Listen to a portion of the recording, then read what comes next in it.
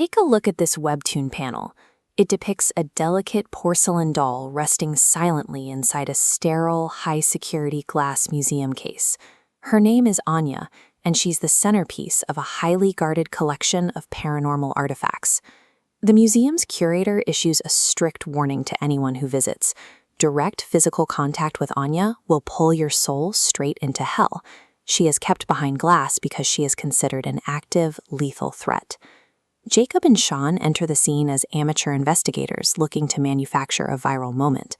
To them, a soul-stealing artifact is nothing more than a high-value prop for their next upload.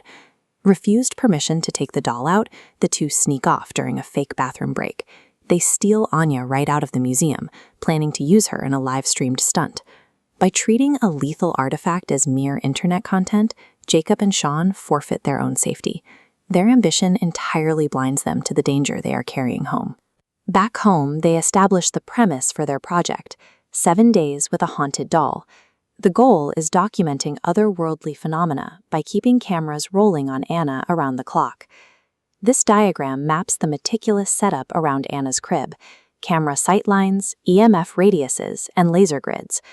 But physical technology cannot control an ethereal threat. As the sensor arcs override and turn red, it becomes clear these tools are useless against an entity ignoring physical boundaries. The boys furnish the room with soft pastel lighting and place Anna securely in a crib. This pristine aesthetic creates a false sense of security, convincing them they are the directors. Recording the doll acts as a formal invitation. By setting up a 24-hour live stream, they provide a stage for an ancient evil to perform. Needing a catalyst for their livestream, Jacob and Sean post an ad on Craigslist.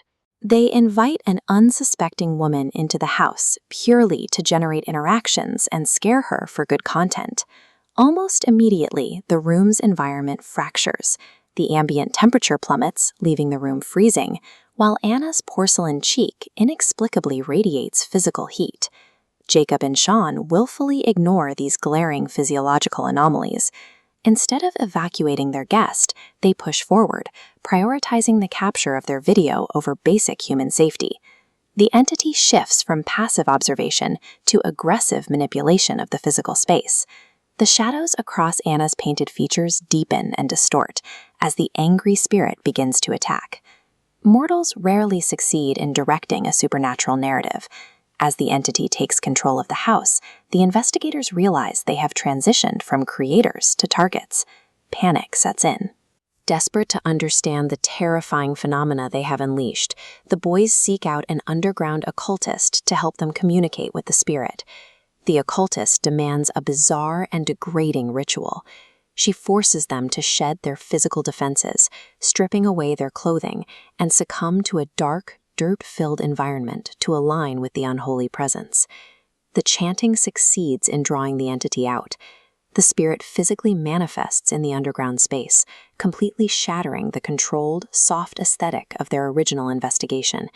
Chaos erupts. The manifestation leads to violent physical attacks in the darkness, a bloody psychic break, and the boys sprinting frantically into the street to escape the lair. Participating in the ritual offered no escape route. By offering themselves up in the dirt, they forged a dark bargain that permanently bound their fate to the entity. Trapped by the curse, the boys realize observation is no longer an option. To survive the week, they have to physically destroy or expel the ghost. Lacking any actual expertise, their moral collapse is absolute.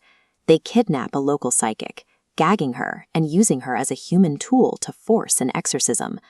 The forced confrontation spirals out of control. The encounter ends in a massive fire that violently engulfs the pastel bedroom, reducing their pristine recording setup to blackened ash. When the smoke clears, the artifact remains. Anna is charred, melted, and heavily burned, but the entity inside her is entirely undefeated. Supernatural forces cannot be burned away by physical means. The fire failed to destroy the ghost, but it effectively consumed whatever humanity Jacob and Sean had left. In the immediate aftermath of the blaze, the boys stand among the wreckage. Terror and remorse are absent. Instead, they begin calculating how to turn their trauma into fresh content. Their minds twist the trauma into a bizarre rationalization. They decide that surviving a haunted doll and botching an exorcism officially qualifies them as professional paranormal experts. Standing in the ashes of their crime, they eagerly adopt a new identity, the Freaky Lynx Team. Rather than running away, they actively plan to hunt down more demons. Their relentless pursuit of internet clout has completely severed their connection to normal reality. They are blind to the fact they are now the villains. The ultimate tragedy of the stolen doll is the total corruption of its captors. Jacob and Sean willingly embrace a life of nightmares, all for the sake of an audience.